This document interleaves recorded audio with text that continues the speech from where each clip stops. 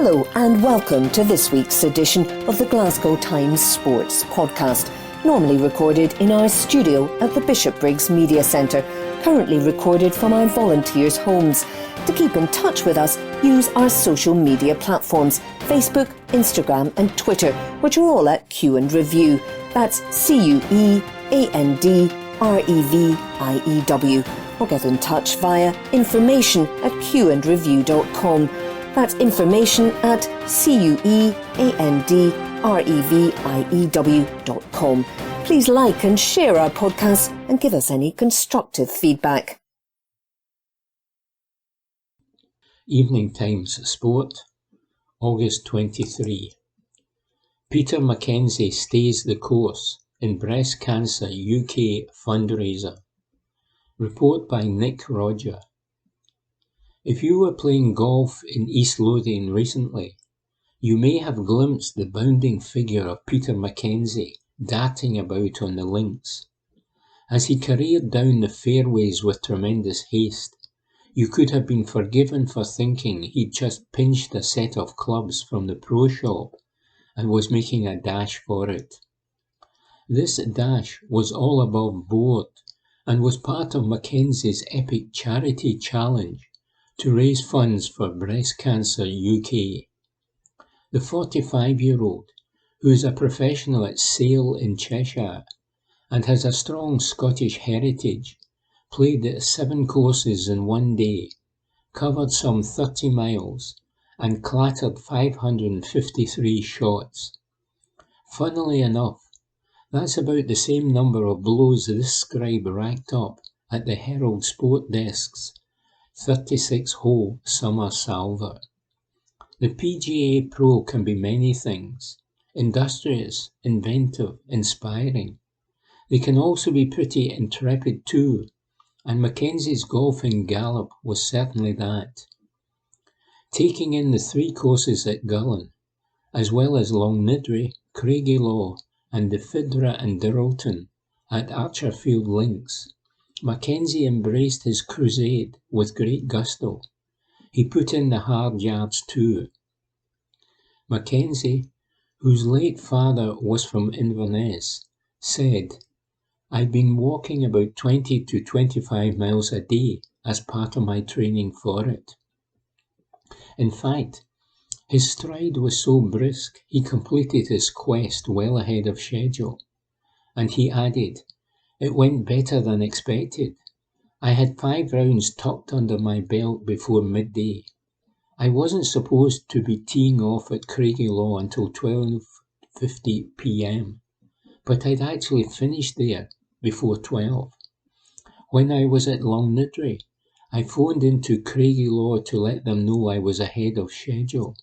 This was about 9:30 a.m. They thought I was just finishing my first round, but I was finishing my 4th. When I got to Craigielaw, it was like the parting of the sea on every hole. People playing in front of me just stood aside and let me through." Driven on by a cause very close to his heart, his mum Jean had treatment for breast cancer a year ago. Mackenzie got his golfing odyssey teed up and running just after 4 a.m. "I was finished the 3 courses at Gullen by 8 a.m, he said, of a series of rampaging rounds that could have got him a speeding ticket from the local constabulary. I was averaging 1 hour 25 minutes for each round. At Gullen, the first 4 holes were in the dark, and the longest club I hit for those first 4 holes was a 9-iron. I only took 6 clubs anyway, and no woods. My 2-iron was working nicely, so I put that in the bag alongside a 7-iron, a 9-iron, a couple of wedges, and a putter. Playing at a running pace, while relying on sheer golfing instinct, Mackenzie chalked off the holes at a furious rate. As daylight came and I started getting warmed up, the scoring improved too, and I went 92, 78 and 69 at the 3 Gullen courses.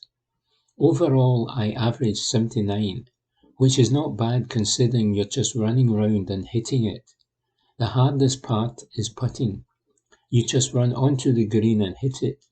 You're not really looking at a line, so there are quite a few 3 or 4 putts. On the whole, though, it was good. Sometimes the less time you have to think about it, the easier it is.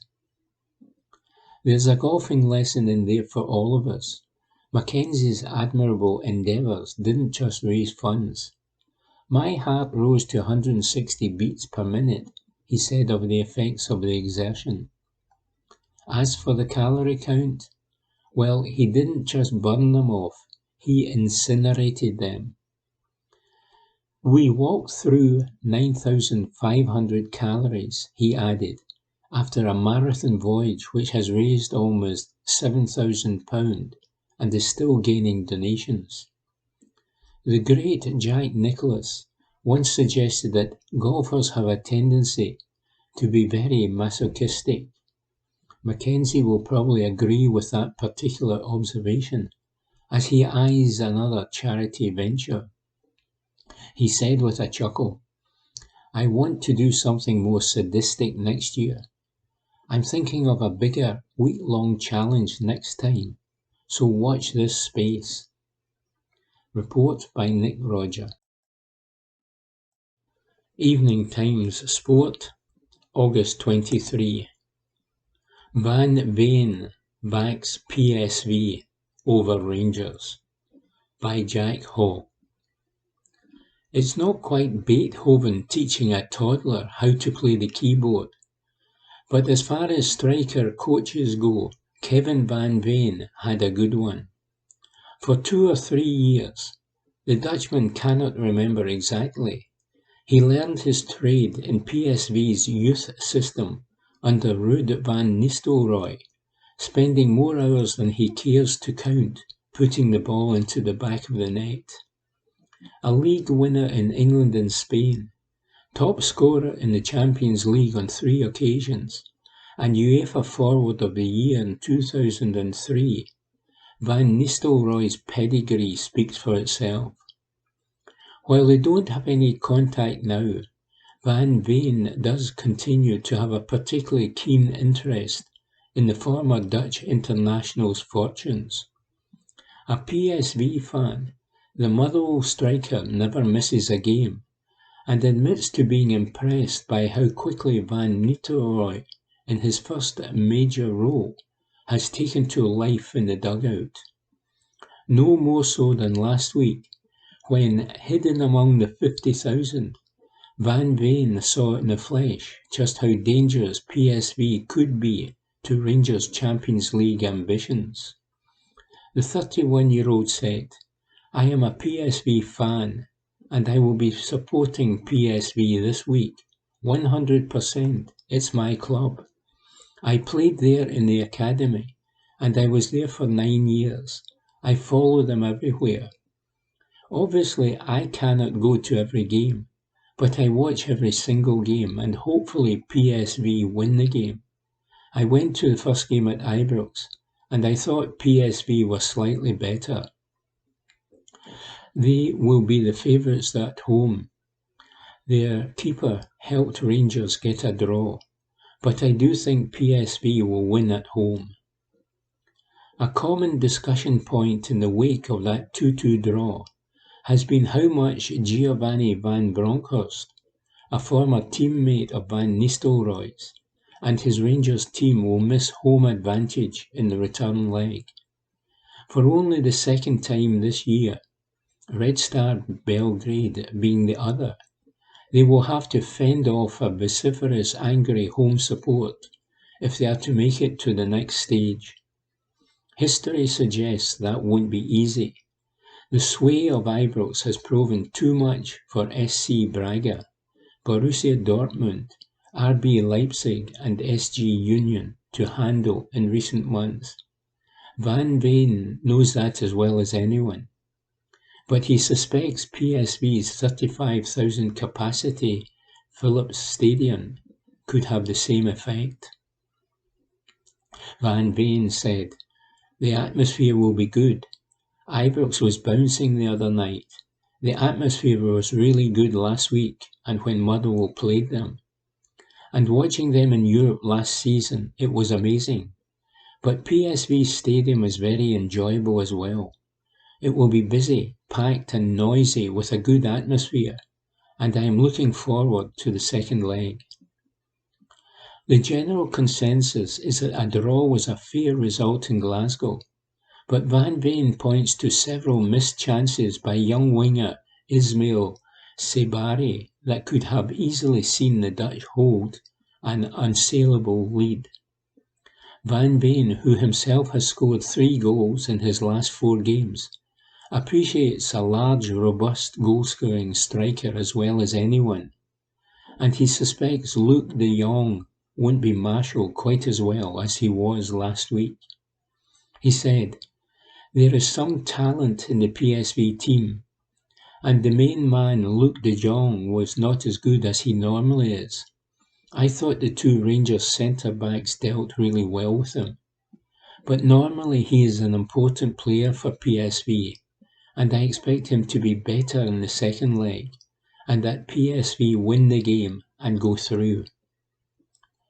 Another man whom Rangers will have to keep a close eye on is Cody Gakpo.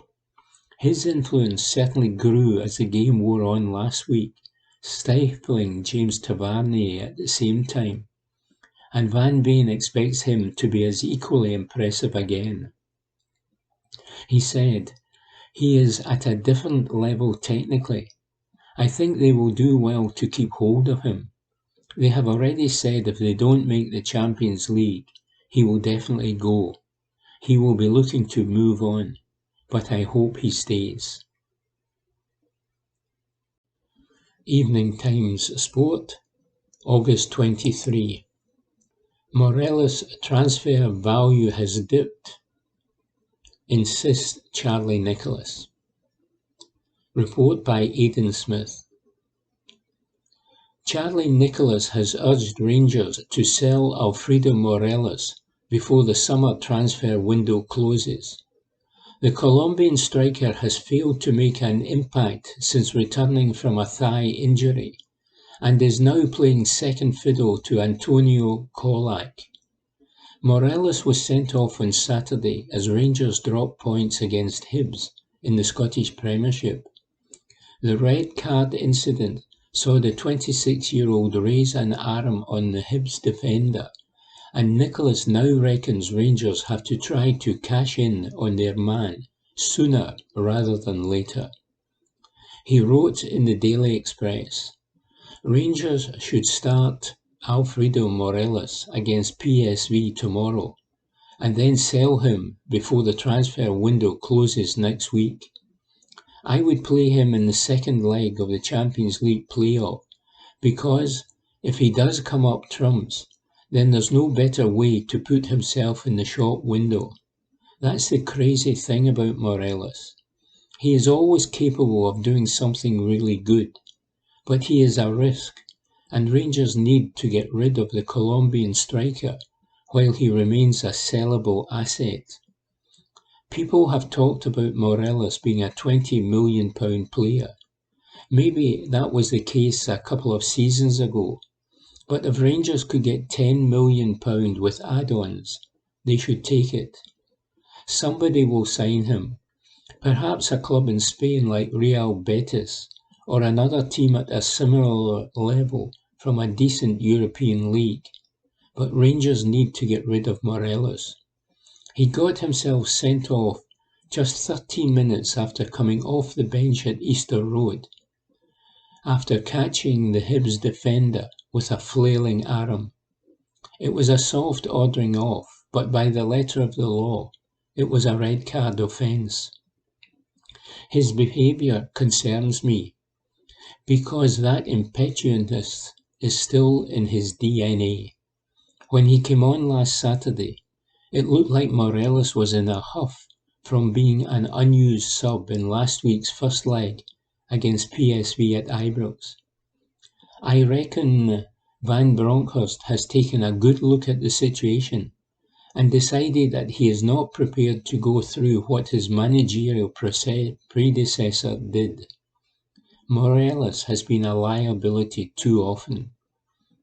He had Steven Gerrard on the verge of potentially losing his job before Rangers won the title in 2021. Gerrard had to put his neck on the line and swallow a lot of pain because of the South Americans' indiscipline. Van Bronckhorst does not need to do that now. Report by Aidan Smith. Evening Times Sport, August 23. Charlie Nicholas predicts Rangers Champions League nightmare. Report by Aidan Smith. Charlie Nicholas has predicted a nightmare night for Rangers as the Govan outfit prepares for the second leg of their Champions League playoff against PSV. The tie is currently in the balance at 2-2, but Eindhoven have home advantage heading into the return fixture. It's a huge game for Van Bronckhorst's team. However, Nicholas cannot see them getting over the line and booking their spot in the group stages alongside Celtic. And he reckons goalkeeper John McLaughlin will need to improve if Rangers are to have any chance of qualification. He wrote in the Daily Express, "If your goalkeeper doesn't come for crosses at Champions League level, then you are in trouble. And that's why I expect Rangers' group stage hopes to be snuffed out on Wednesday night." Following last week's 2-2 draw with PSV at Ibrox, I don't see Rangers going to the Netherlands and winning the second leg of their playoff. John McLaughlin conceded both goals via corners, and keepers who do not come for set-piece deliveries into their own 6-yard box are not top level. Report by Aidan Smith. Evening Times Sport, August 23. Ryan Kent's form called into question. Report by Aidan Smith. Brian Laudrup hopes that Ryan Kent can replicate his form of old when Rangers face off against PSV in the Champions League this week. The playoff clash is in the balance, and Van Bronckhorst's side could do with Kent's spark to get them over the line and into the group stages. Laudrup knows what the former Liverpool winger is capable of, but he's been disappointed by his form of late.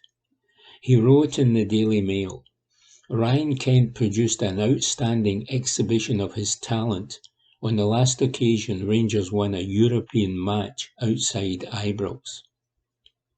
As my old club now head to Eindhoven, hoping to make the group stage of the Champions League, they are absolutely crying out for the version of Kent that tormented Borussia Dortmund in February. Will we see it? I certainly hope so. Everyone knows how highly I rate Kent's talent, but I've been a little bit worried by what I've witnessed in the early games this season. There seems to be a shortage of confidence and conviction in his play. Some of that might be down to tactical instructions from Van Bronckhorst. If so, I would love to see Kent given the freedom to truly flourish, because Rangers still don't have anyone else quite like him. There could be a lot on his shoulders against PSV. In times past, we have looked to Alfredo Morelos to produce something special on European nights, but after the sheer stupidity of his red card against Hibs on Saturday, the striker is no closer to being properly fit. That likely puts even more onus on Kent. Yes, Rangers have signed some attack-minded players of promise in Antonio Colac, Tom Lawrence, Malik Tillman and Rabi Matondo, but Kent is the one who's got it all, including a real depth of European experience. With those attributes comes expectation, and he needs to start producing the goods again on a consistent basis. I firmly believe that will happen, but subtle changes in positioning and mindset might quicken the process and enable him to shine against PSV. Laudrup also questioned whether Rangers' shape under Von Bronckhorst is allowing Kent to play to his strengths, and he continued, "Last season, he only scored 3 times across all competitions, which wasn't great, but I sat beside an excellent return of 20 assists. His creative power is clear. Right now, though, I just think there's something missing. We hardly ever see him take a player on and then have a go himself. He's getting the ball and going inside and passing, or going outside and crossing. To me, it's all very unconvincing. Sometimes you need to almost force it. One good dribble, one good strike at goal, one assist can all be all that you need to get you firing again. I also used to leave my position and go across the pitch to find different angles for attack. You need the permission of your coach for that, of course, and it might really help Kent. I feel he's too rooted just now, and also too deep on some occasions when he gets the ball on the left. I know what it's like in Glasgow. The fact Kent's counterparts at Celtic, particularly Jota, have started the season in sparkling form adds to the pressure he faces. People look at the numbers and make comparisons. But the only thing you can do is focus on your own game. You can't waste mental energy thinking about other players on the opposite side of the city. It's about Kent getting back to what he's good at. We've seen it before, and he can certainly do it again.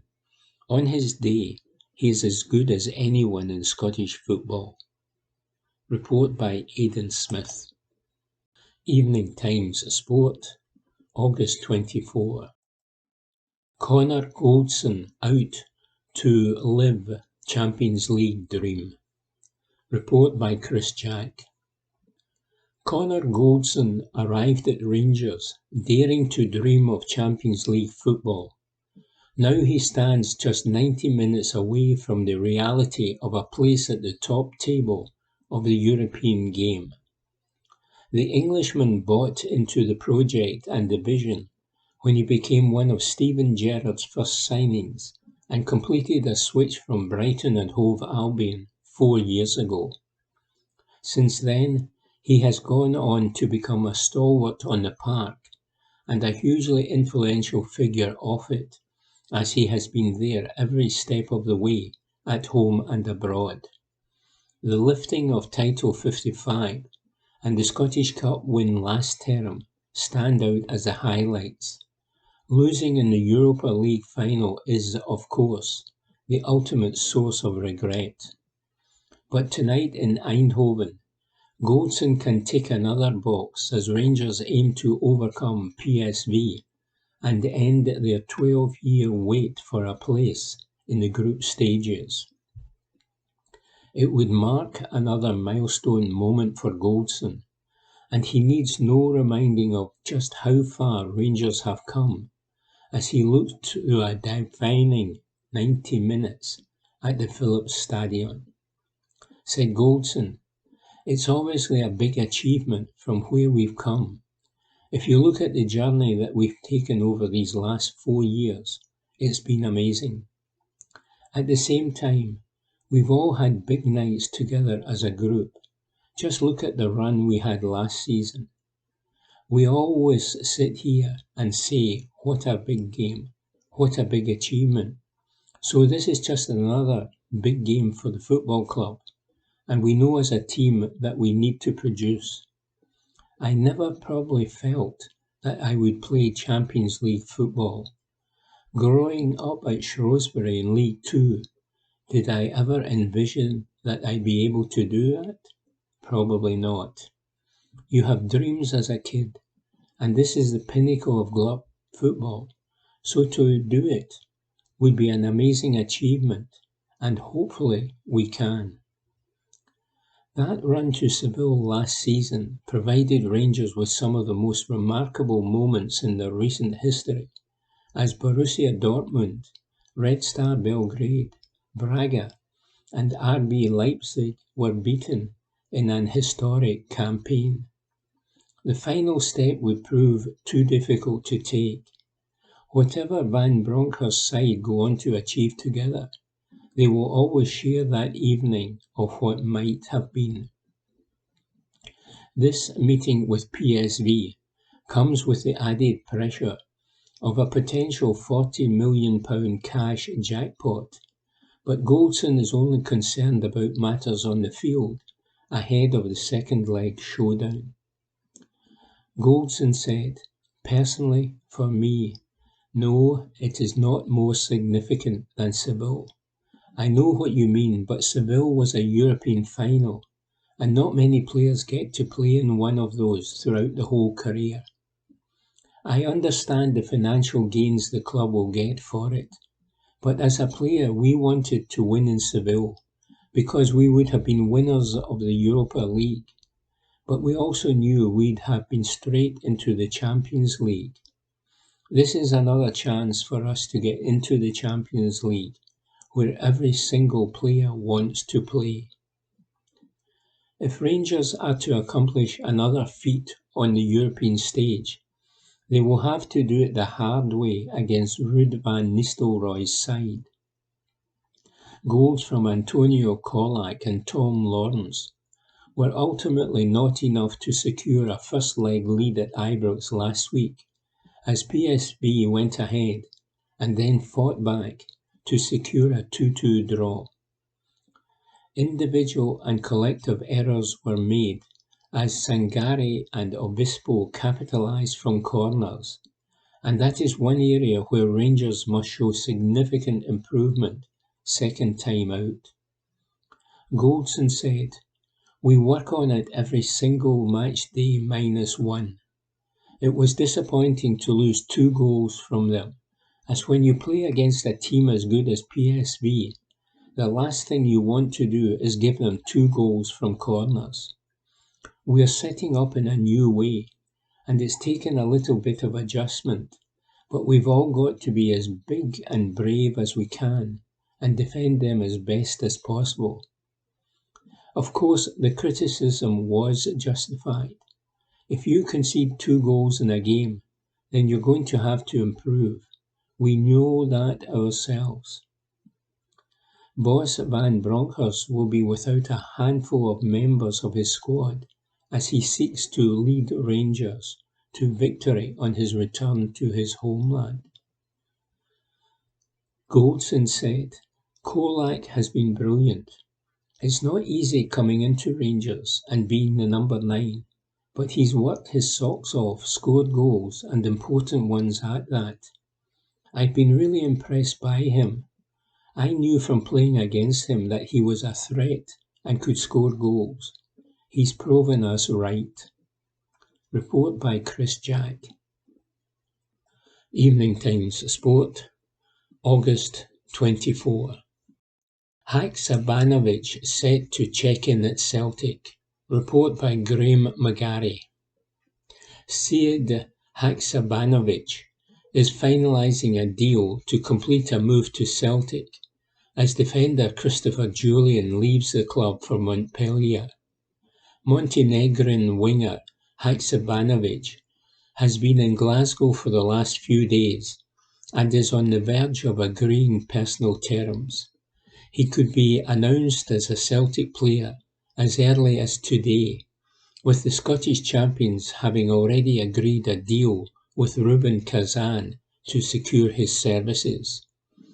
The 23-year-old former West Ham man spent last season on loan at Djurgårdens and has been training on his own in Sweden this summer, having told his parent club he had no intention of returning to Russia.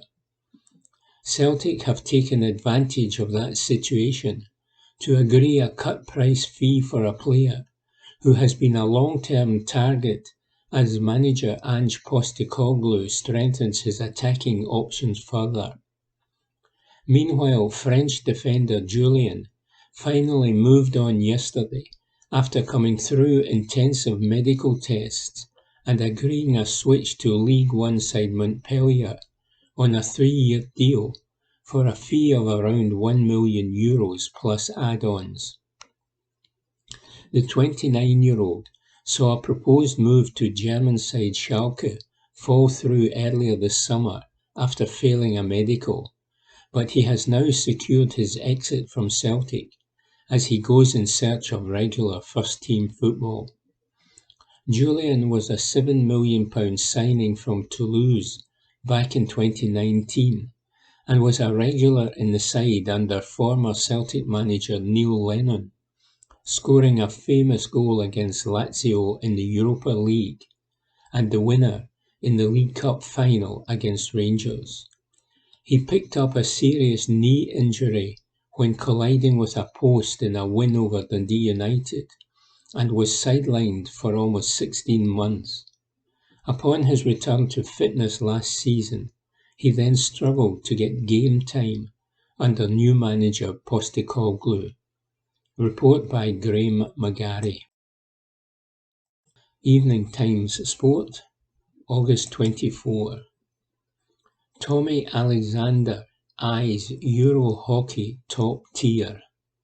Report by Graham McPherson. The Commonwealth Games may have been more glamorous and higher profile, but it is this week's Euro hockey qualifier that will define this year for the Scottish men's team. Fresh off the back of a Birmingham 2022 tournament that delivered high-scoring contests, if not the results Scotland wanted, Derek Forsyth's side now welcome Wales, Switzerland and Gibraltar to Uddingston for a 4-team series. To the winners goes a place in next season's Elite European Championships, alongside hosts Germany, Belgium, England, the Netherlands and Spain, among others. Second and third will go into the second-tier championship, with the bottom side going into Euro Hockey Championship 3.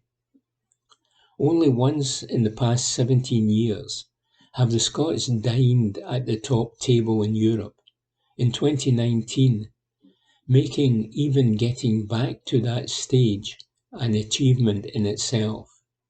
Gibraltar this evening and the Swiss on Saturday will pose their own problems, but it is the match-up with the Welsh, 16th in the world to Scotland's 19th, tomorrow night, that will likely define who claims that solitary qualifying berth for next season's Hockey Jamboree in Mönchengladbach. With players on both sides turning out for clubs in England, and the two nations having clashed fairly regularly over the years, an air of familiarity will hang over this one, and goalkeeper Tommy Alexander predicts it won't be for the faint-hearted. He said, "It was always said that the commies, in a way, was our build-up for this qualifier. You weren't going to get a better experience by way of preparation for the 3 massive games we've got coming up this week, and this is going to be huge. A Euro hockey qualifier might not have the glitz and glam of the commies, but this determines next year and what level we're going to be playing at. In the old relegation promotion format, it was really tough to bridge that gap to the top 6 European nations. At least now you get a regular chance of getting to the A tournament, and that's all you can ask for. All 3 games will be tricky, but in terms of ranking, the Wales game is the cup final. It's never a pretty game against them. It's always a proper battle. I'd say we're a bit more of a free-flowing side, and they're a bit more of a dogged team. It's a good clash of styles, and we'll need to turn up from the first minute. Plus, we know all their players, and vice versa, so that shapes things a bit. A lot of the guys from both countries play in England, so there's a lot of crossover in club hockey. Whenever you play Wales, You really want to stick it to them. And then you meet them, and they're actually really nice guys. It's a good setup at Uddingston, so hopefully being at home will be an advantage. Having that local support behind us should play a part. Scotland provided plenty of entertainment for fans during the Commonwealth Games, but could not deliver results alongside it on their way to eventually finishing ninth. In the group stage they led New Zealand, South Africa and Pakistan at various points, but didn't hold on to win any of them. Alexander knows they will need to defend far better if they are to get the victories they need this week. He added, "We competed really well and put in some good performances, but we also learned a lot of lessons from the Commies. Game management was the most important one. When you're in those good positions, you've got to find a way to finish matches off. We scored a lot of goals, so that wasn't the problem. It was more that we also conceded too many at important times in each game. We cannot afford to do that this week." There will be no break for Alexander post-Euros either. The 32-year-old is about to enter his 5th Bundesliga season, having swapped one Hamburg club for another, club an der Alster, last year. Co-founder of iconic goalkeeping, his life is now made in northern Germany. He added, "I've been living there for 4 years now. I have a goalie coaching company, a girlfriend, and 2 cats out there, so I'm quite settled in the city now, and my German is slowly but surely getting better, so I can't complain." Tickets priced £5 for this week's games are available from scottishhockey.see/tour/European-qualifiers. Report by Graham McPherson. Evening Times Sport, August 24. Van Nistelrooy details PSV preparations. Report by Chris Jack. The old saying goes that professionals would rather play than train. It will be put to the test tonight. While Rangers were having to dig deep in the face of adversity at Easter Road on Saturday, Ruud van Nistelrooy was able to provide his PSV Eindhoven side with a far less hectic and chaotic afternoon of action. The Dutchman watched on as his Champions League rivals, reduced to 9 men and unable to hold on to victory, dropped their first points of the Premiership campaign at the end of a barnstorming clash with Hibs. PSV were still put through their paces, but the decision from the Eredivisie to postpone the league fixture with FC Volendam ensured a very different preparation ahead of the play-off second leg. It is time that Van Nistelrooy has put to good use. The next 90 minutes will tell if Rangers pay the price for their Premiership endeavours and PSV are able to pick up where they left off. Van Nistelrooy said, "That's always the question. We had our preparation and Rangers had theirs. In the end it will all be decided and the result will count. After the result, the analysis will be done. That's the way it works. We thought this was the best thing for our team with the games we have played so far and the games we still have to play until November 12. It's all squeezed in, games every 3 days, so we have to protect the players. It's not only about the Rangers game, it's also about the coming weeks where we have to play every 3 days, travel, recover, etc. So the decision also took in the bigger picture. You can do 2 things. You can give the players some rest to recover from the busy schedule, but we also have time to train and make the team better in the parts where we think we can improve. Of course, the last game we played away at Rangers was a game with a lot of information about us as a team. Some excellent things we saw, some things to work on. So now we have had time to go out and train properly. So we did that. Rangers arrived in Eindhoven with their Champions League dreams still alive, but facing a difficult reality ahead of an all-or-nothing outing at the Philips Stadion. Goals from Antonio Colac and Tom Lawrence were ultimately not enough to give Van Bronckhorst's side a first-leg advantage at Ibrox last week. It is PSV who have the upper hand in the tie. Victory would be a significant achievement for Van Nistelrooy in his first campaign as boss, but he has downplayed the occasion from a personal perspective. Van Nistelrooy said, "It's not about me, totally not. For me it is important that the team develops in the level where we want it to be. In the end it matters how good we are as a team, and it will show if we are there yet to join that competition. I think we are doing well so far, and it is one game. In that sense, I look at it like that. I don't make it any bigger or smaller than that. I think the most important thing is to know what the players feel in these games and what the players need. For me, it is important as a manager and a coach to help the team where necessary. It can be on a football and tactical and technical side, or it can be in the mental side. For me, I will use every experience that I had in my life as a person and a player to help this team here reach their full potential. So far, it has been great how they have shown themselves as one team and a unit in good moments and bad moments. It is great to work with these players." Report by Chris Jack. Evening Times Sport, August 25.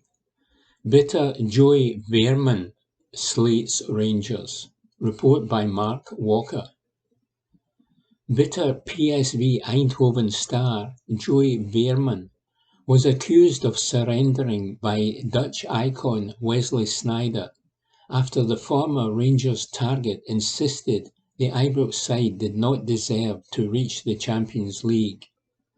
Veerman was angry after Rangers defeated PSV 1-0 to clinch a famous victory and claim a massive financial windfall in Europe's premier competition. But instead of being magnanimous in defeat, Veerman lashed out in a television interview after the game. He moaned, "I don't think it's fair that Rangers play Champions League and we don't. I don't think they created a single chance here. What did we do wrong? We missed 2 great chances before half-time. We had to score them. And I would have preferred to play as a number 8 instead of a number 10, but I tried my best." But that brought a stinging rebuke from former Real Madrid, Inter Milan and Ajax star, who was capped 134 times by the Netherlands and is now a TV pundit. Said that Sneijder, "That was a remarkable interview. It's everyone else's fault apparently. But from the very first minute in the game, I watched him surrender in every aspect. What did he do? Play passes backward, but anyone can do that. He did not protect the defence, and then he has the nerve to criticise the chances they missed. Last week, he was quite clear that PSV were better than Rangers. I expected him to roll up his sleeves and prove that, but he did nothing. If I was his manager, I would be very unhappy with him. Let's be clear here. Rangers won every battle and deserved to go through." Report by Mark Walker. Evening Times Sport, August 25. Scott Brown's advice sparked bumper Aberdeen transfer. Report by James McLaughlin. Aberdeen winger Shayden Morris has revealed it was Celtic legend Scott Brown who sold him on his summer move to Scottish football. Morris swapped Fleetwood Town, where Brown is now the manager, for the Granite City, in what was labelled by the selling club a substantial undisclosed fee, believed to be into the six-figure range. The 20-year-old has featured twice for Aberdeen since joining, and recently divulged it was a chat with Brown, who captained the Dons before moving into management, that convinced him Pittodrie and Scottish football was where he needed to be to progress his career. Morris told the Press and Journal, "I spoke with Scott Brown a lot, and we liked working together. Scott did not hold me back, and thought Aberdeen was the right choice to make, even though it was difficult to part ways. He told me that I would do well in this league, show what I can do, and get to the next level. However, Scott did also say it's not an easy league to come to. He said it's a tough league, and the physicality needs to be there. Scott told me that it's not easy and you have to make sure you are ready for it. I do feel like I'm strong enough to compete. I feel I'm also fast enough and have the mental side as well to battle. So I don't feel I need much work, apart from maybe settling in a bit more and getting used to living in Scotland." Report by James McLaughlin. Evening Times Sport, August 25. Rio Hatate on how Nakamura can propel him to Champions League and World Cup glory. Report by Ben McNichol. Celtic midfielder Rio Hatate admits he would love to emulate Shunsuke Nakamura's hoops heroics and hopes it can propel him to Champions League and World Cup glory. Hatate was celebrating his 9th birthday on the day the Japanese Wanderers' 30-yard strike against Manchester United sent Celtic into the last 16 for the first time. The 24-year-old admits he was not sure if he would ever get the opportunity to play with Europe's elite after going through university and obtaining the license to be a PE teacher, but is now loving life as a professional footballer under Ange Postecoglou at Celtic Park and hopes to have his own success 16 years on. "I still remember the goal that Shunsuke scored. It's one of the most famous goals ever scored by a Japanese player," he said at the club's JD Sports Fund meet and greet event. "It's fantastic for me to now be playing on that stage. A goal in any game is very important, whether it's a domestic game or the Champions League. But my countrymen achieved a great thing by scoring that goal that night, and I would like to make my mark in the competition by scoring a goal like that. It would be great to create history like Nakamura did." Nakamura was also a stalwart on the international stage for Japan. Celtic teammates Kyogo Furuhashi and Daisen Maeda look set for a spot in their country's squad for Qatar 2022, and Hatate hopes to force his way into the World Cup plans with a strong performance for Postecoglou's side in the Champions League next month. He said, "It would be a great honour if I could play for Japan at the World Cup. It's the biggest stage in international football, and of course, once you play for your country, it becomes your ambition. But for me, the most important thing right now is to play very well for Celtic. To have a chance of playing at the World Cup, I have to give absolutely everything I can for my club in the next few months.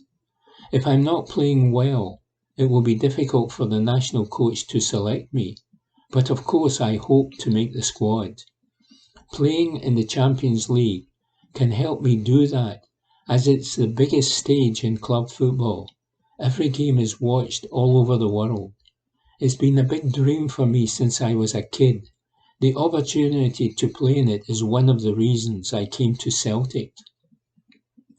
Hatate has perhaps taken the scenic route to Celtic and has evidently worked hard to get where he is. He studied sports and health science for 4 years at university and obtained a license to be a PE teacher. He added, "Back then, I did not imagine that I'd be looking towards playing in the Champions League one day. I'm not sure if I thought I could train players for the Champions League or that one day I would be thinking about playing in it myself." Although it wasn't a normal path, in some way I think that my time at university helped me get to this point in my career. Because I took this different route into professional football, I think I appreciate what I have got at Celtic a little more. To play football for a profession is an amazing thing, but during those 4 years at university I also had a great time. Both experiences are important for me. I am happy with the path my life has taken to this point. This is why I am enjoying my life so much. I love everything about being a professional footballer. Report by Ben McNichol. Evening Times Sport, August 25. Nathan Patterson given Everton praise. Report by Darren Johnson. Everton stalwart Seamus Coleman has backed Scotland international Nathan Patterson to light up the English Premier League for at least the next decade. The former Rangers fullback has played every minute in all 3 of Everton's league matches so far this season, before lining up alongside Coleman for just over an hour in Tuesday's Carabao Cup win at Scott Brown's Fleetwood Town.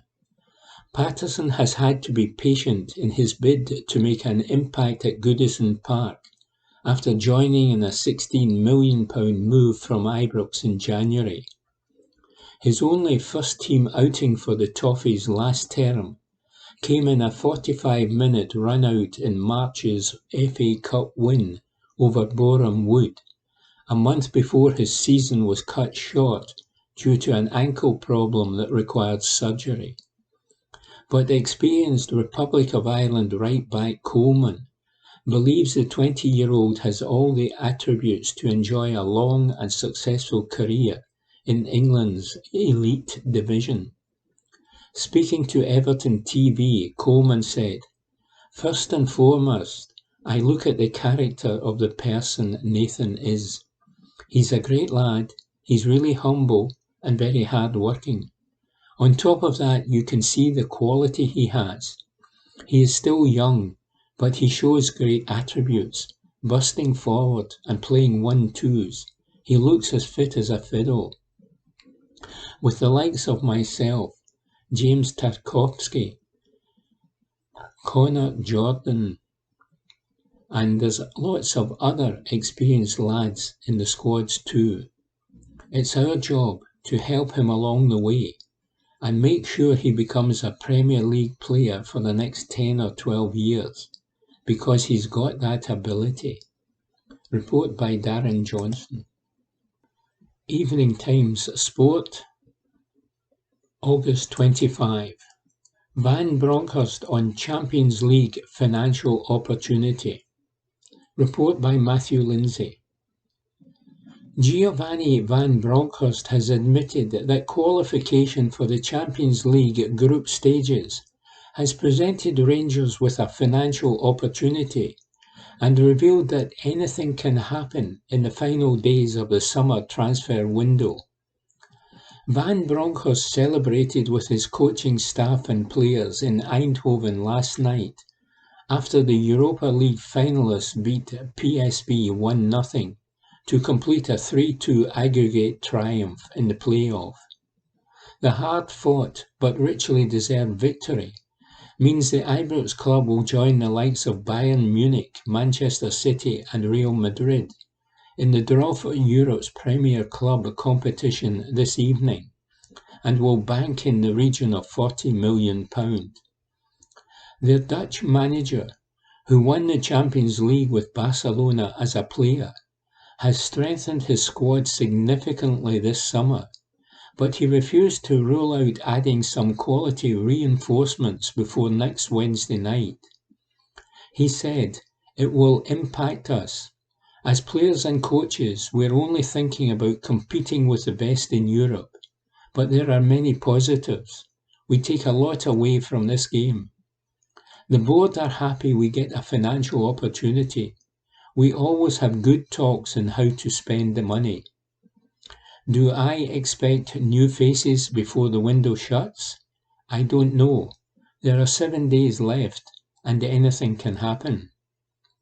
It feels great. I couldn't be prouder right now. We are all proud. This is a big moment for us. It feels great to achieve what we wanted, and that is to be in the Champions League."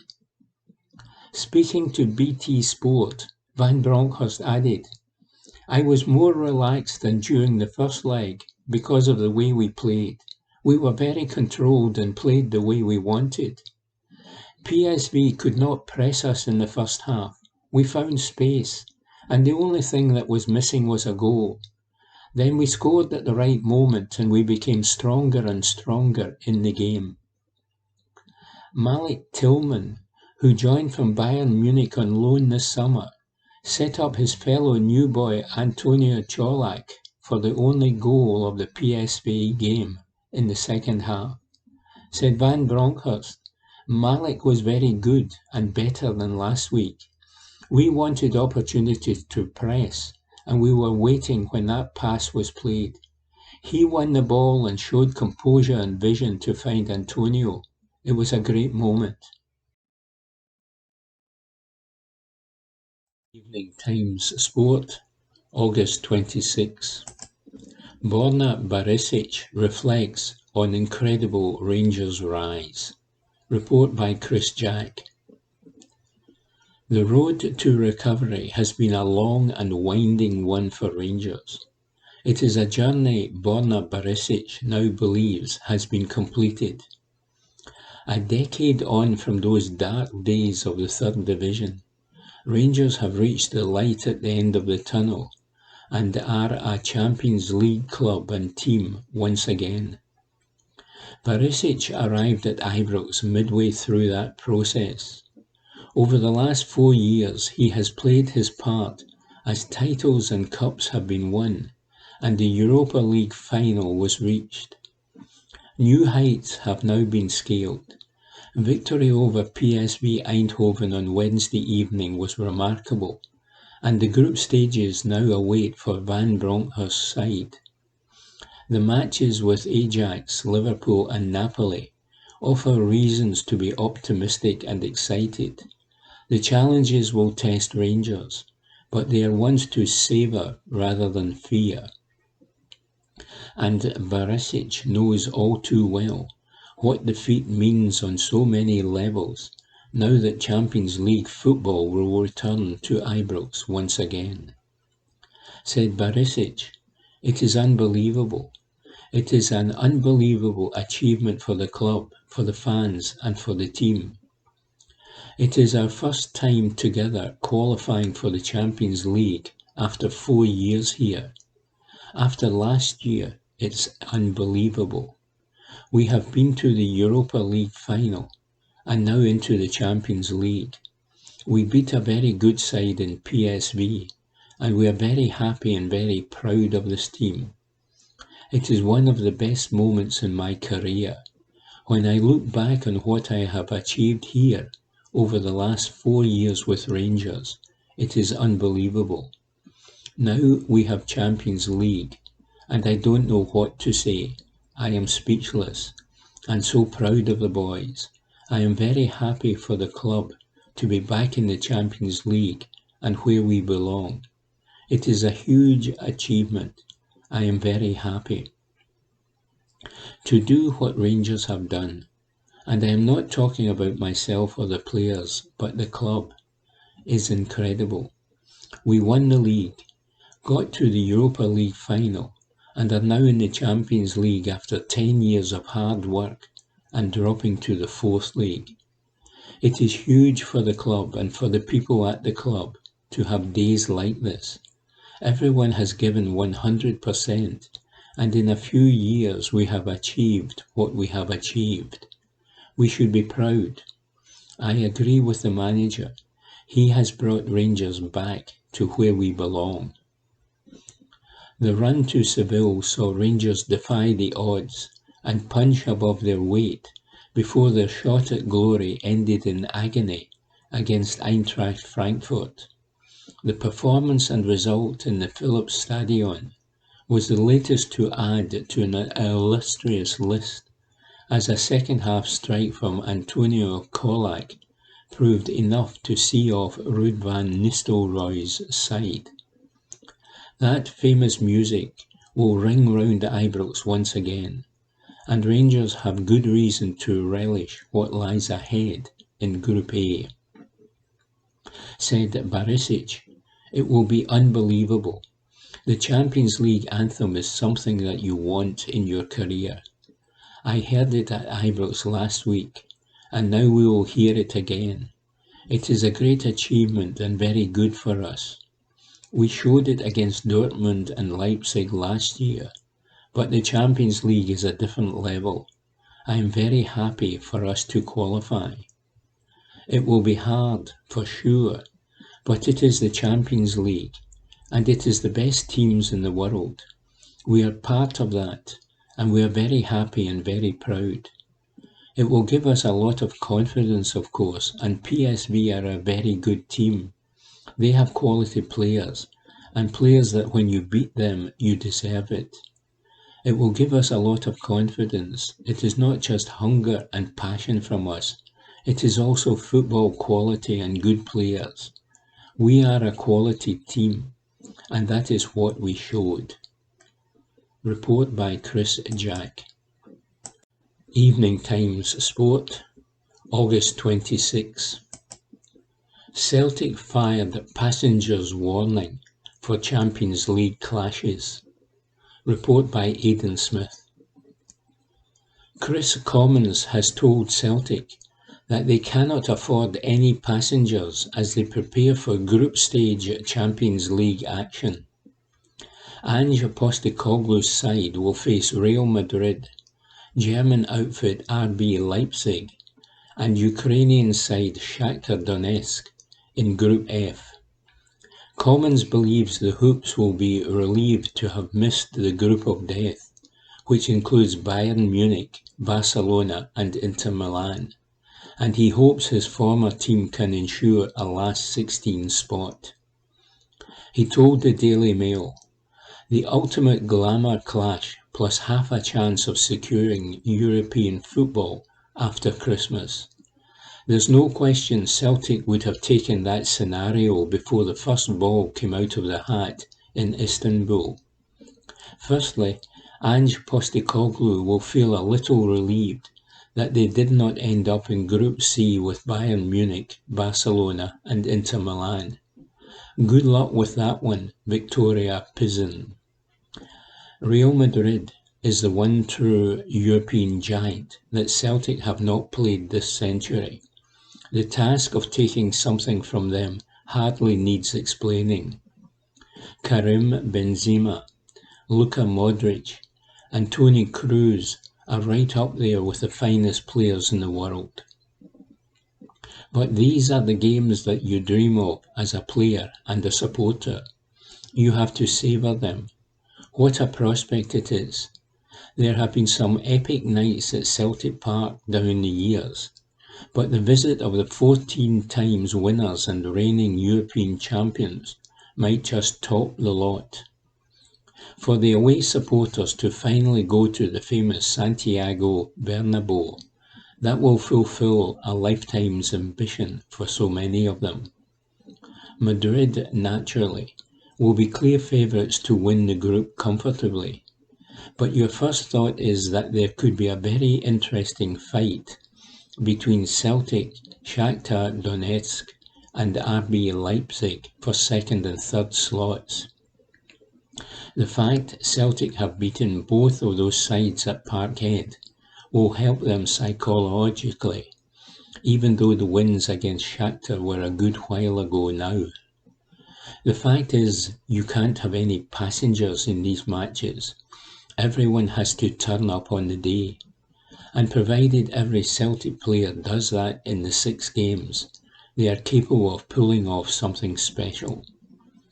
The players also have to use the phenomenal atmosphere that Celtic Park will generate.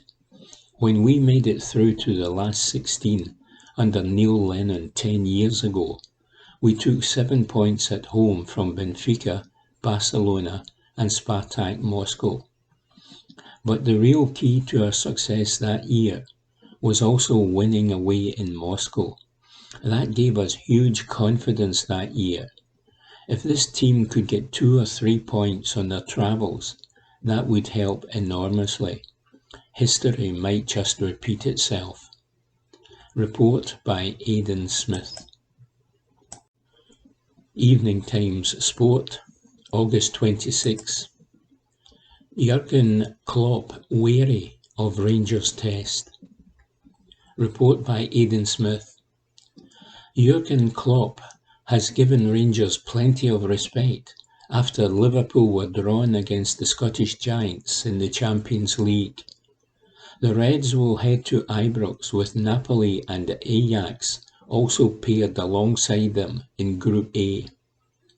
Klopp has plotted Rangers' progress in recent years, and he watched on as the club booked their place in the group stages via the play-off route. The Anfield boss was mightily impressed, and he is expecting a major test against Van Bronckhorst's side. He told the club's website, "The first thing to say is this is a proper challenge. All of the clubs have quality. They all have pedigree, and I would say they all have a chance. The good thing is that we do also, so it makes sense for us to look forward to the challenge and give it a try. We did not ask for any favours, and we have not been given any, but this is not a competition where you can look for easy ways through, because the standard is always unbelievably high.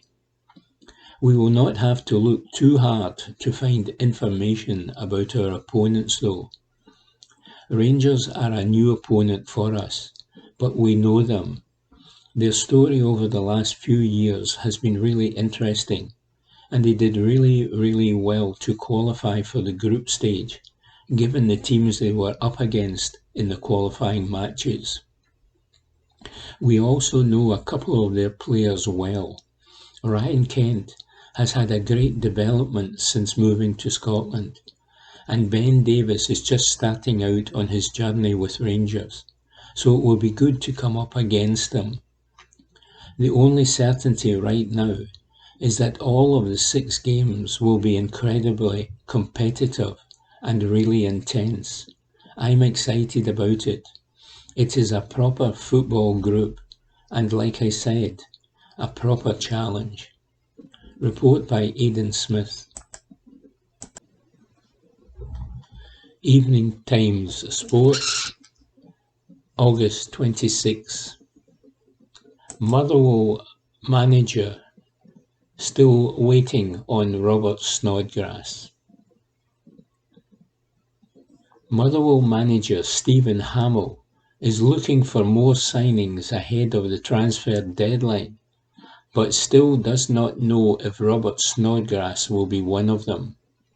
Snodgrass is considering his options, including an offer from Motherwell, after leaving Luton, but Hamill is keen to supplement his squad before the transfer window closes on midnight next Thursday.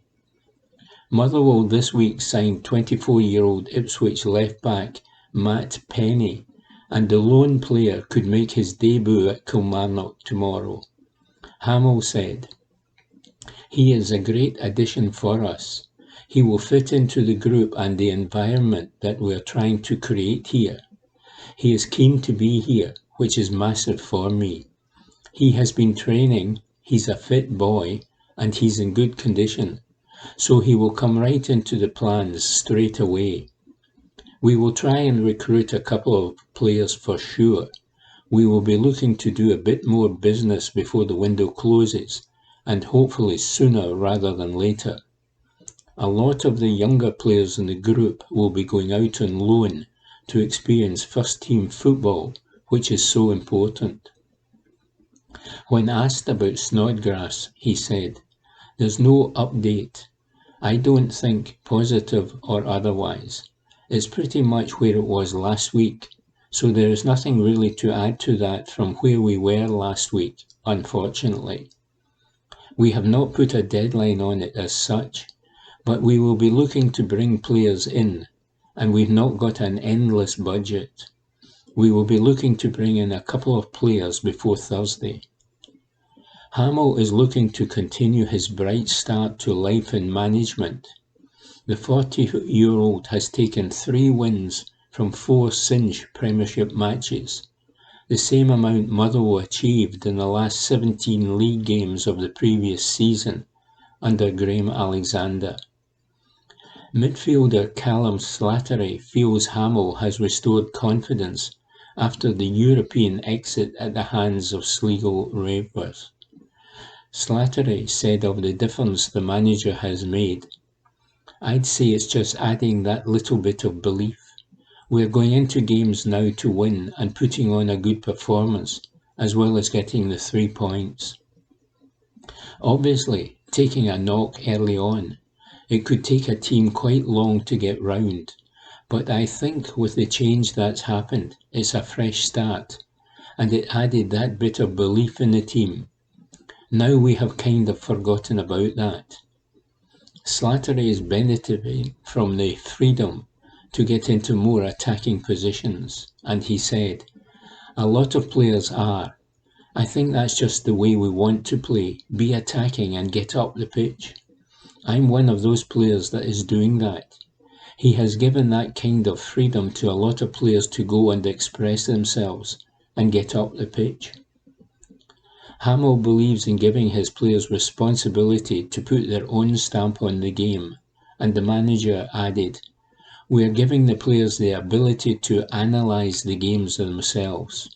We give them a platform and a structure to play in, but also remembering they are good players and they are here for a reason. And if they see things out there that they like and they think they are getting success with, then explore that. That's always encouraged here." Report by Aidan Smith.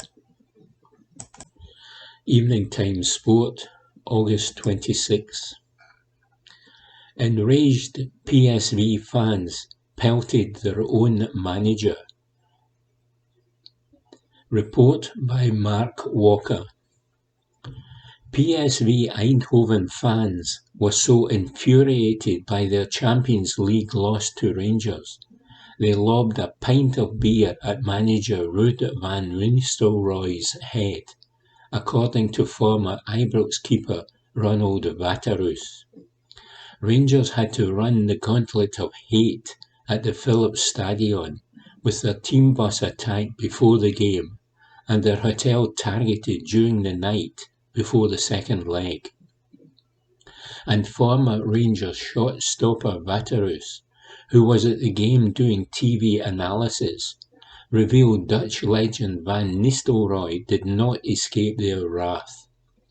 He said when Rangers scored, Ruud van Nistelrooy was directly struck on his head by a pint of beer in a plastic cup thrown at him. People who do this are just idiots. They should not be in the stadium and should not call themselves a supporter of any club anywhere. Some people condone this behaviour as passion. It is not. It is a disgrace. The pint of beer hit him on the head and it dropped to the ground. He just kicked it away and did nothing. Ruud looked stunned. These are the type of people who attacked the Rangers team bus before the game. Do they not realise that if they can't get into the stadium, there will be no game? The only way to deal with these idiots is to suspend them for life. Report by Mark Walker.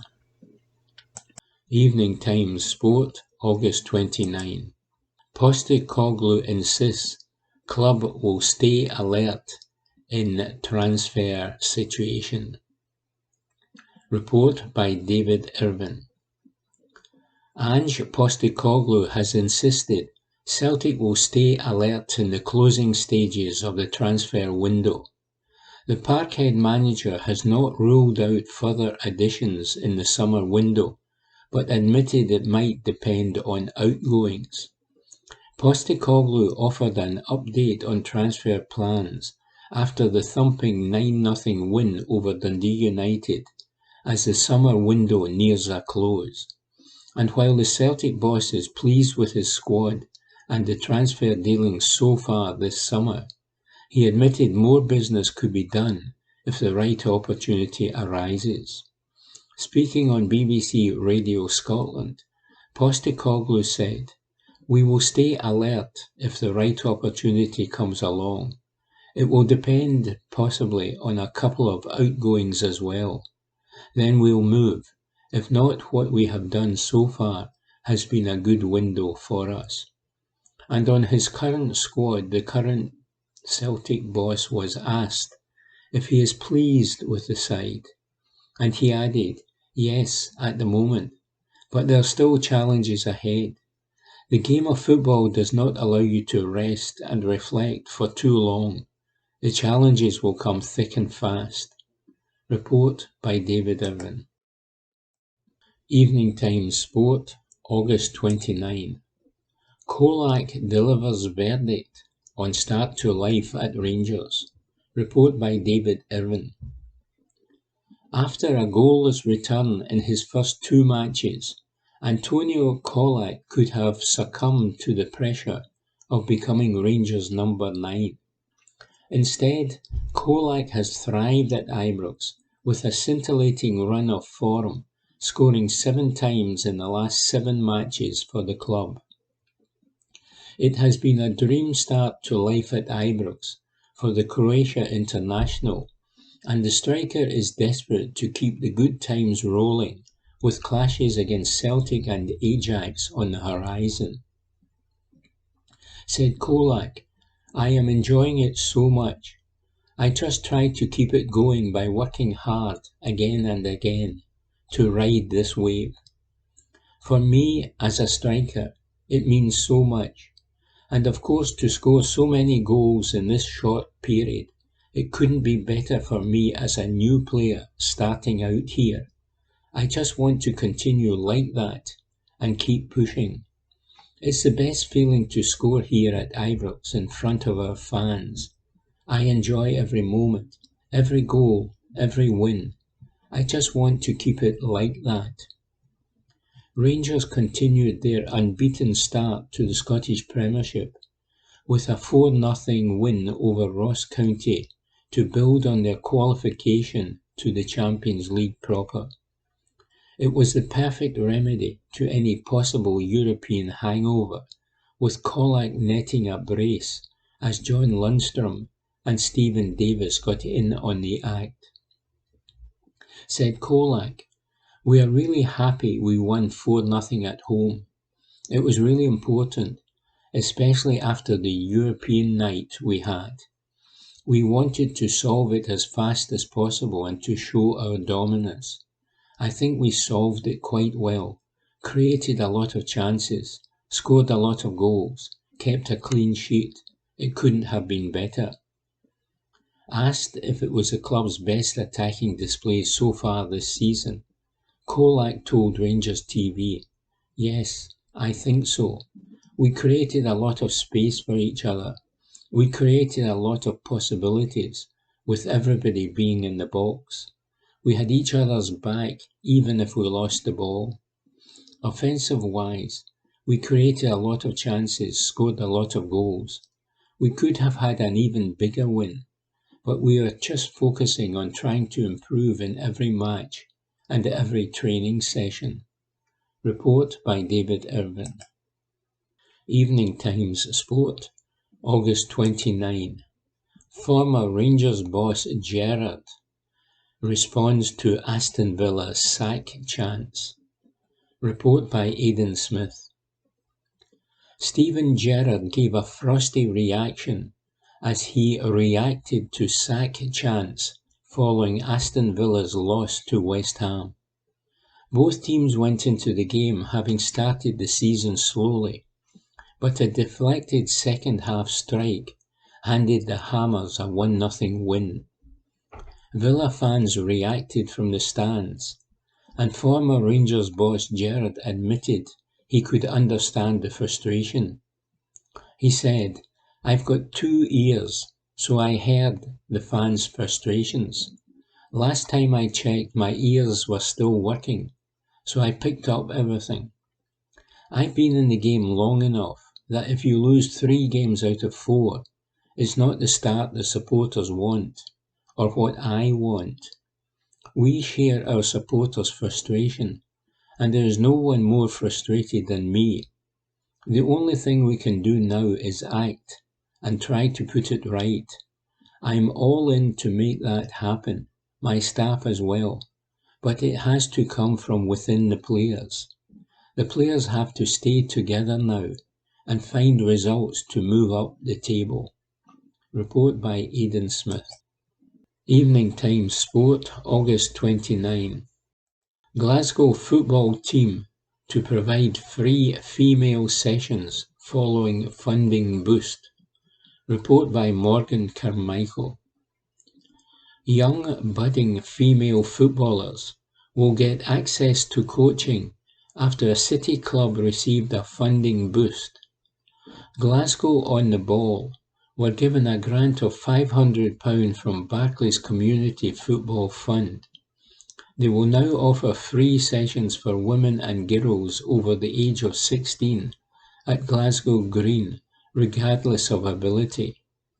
32-year-old Andrew Jenkins, founder of Glasgow on the Ball, said, "As a community club that promotes the ethos of sport for all, it was a natural progression for us to offer this provision."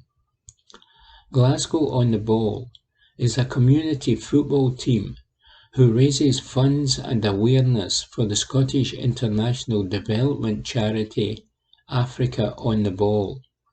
So far, the club have raised around £15,000 for Africa on the Ball, whilst competing in the Glasgow Community and Cooperative League. Andrew added, "It is our ambition as a community club to develop a full pathway of participation for anyone who wants to play football. I undertook my PhD on the underrepresentation of women's football within the Scottish media, so I am aware of the historical issues women have faced in participating in football, particularly in Scotland. For us, these sessions can help reduce some of the cultural, social barriers women have traditionally faced in playing football, which should always be a sport for all." Report by Morgan Carmichael. Evening Times Sport, August 29. Tony Cruz fires Celtic Champions League warning. Report by Aidan Smith. Tony Cruz has handed a warning to Celtic by insisting his Real Madrid side are just as good on the road as they are at the Bernabeu. Celtic open their Champions League campaign next week with a glamour tie against the European champions in Glasgow. Real Madrid continued their perfect start to the season at the weekend with a win at Espanyol and have now won all 4 games this season, including the European Super Cup. All 4 of those games have come away from home, and German ace Cruz reckons they are just as comfortable on their travels as they are in Madrid, as he hailed Karim Benzema's late double, which won them the game. Cruz said, We have now won 3 La Liga games away from home and the Super Cup too, and it shows we are comfortable when we are not in Madrid. When you play away from home, there are moments you will have to suffer and the home side pressurise you. But we are very good at realising when the opposition begins to tire and targeting that. I think you could see Espanyol were tiring, and we dominated towards the end. It is very important to start the season well, both in the league and in Europe. Karim Benzema did it again for us. He didn't care about winning individual prizes. All he cares about is helping the team, and he's done it again. Report by Aidan Smith. Evening Times Sport, August 29. Rangers release Champions League ticket information. Report by Aidan Smith. Rangers have released ticketing details for their Champions League group stage matches. In keeping with season ticket pricing structures, the club announced that ticket prices will be scaled for the 3 home group stage matches based on seat locations within Ibrox. Tickets for these matches will be sold as a 3-match package, and the prices range from £150 for adults to £180. The cheapest package is £150 for adults, £117 for concessions, and kids £87, while the most expensive hits £180 for adults, £123 for concessions, and £97 for kids. After the season ticket holders sales window has closed on September 4th, MyGers members will receive priority access to any remaining 3-match packages and single-match tickets, subject to availability. Report by Aidan Smith. Evening Times Sport, August 29. Where does Celtic 9-0 win rank in club history books? Report by David Irvin. Celtic were rampant as they raced to a spectacular 9-0 win over Dundee United. Ange Postecoglou's side were relentless as they racked up the goals at Tannadice to take their goal difference to plus 20, with just 1 goal conceded in the opening 5 matches. Celtic supporters were chanting, "We want 10" in the closing stages in Dundee, as Postecoglou's mantra, "We don't stop," was made evident. But where does the 9-0 triumph at Tannadice rank in the history books? Well, the thumping win over United is a record-breaking result, as it becomes the biggest ever competitive away win in Celtic history. Celtic had previously achieved 8-0 and 9-1 away wins in competitive action, but this result trumps both to be etched into the history books.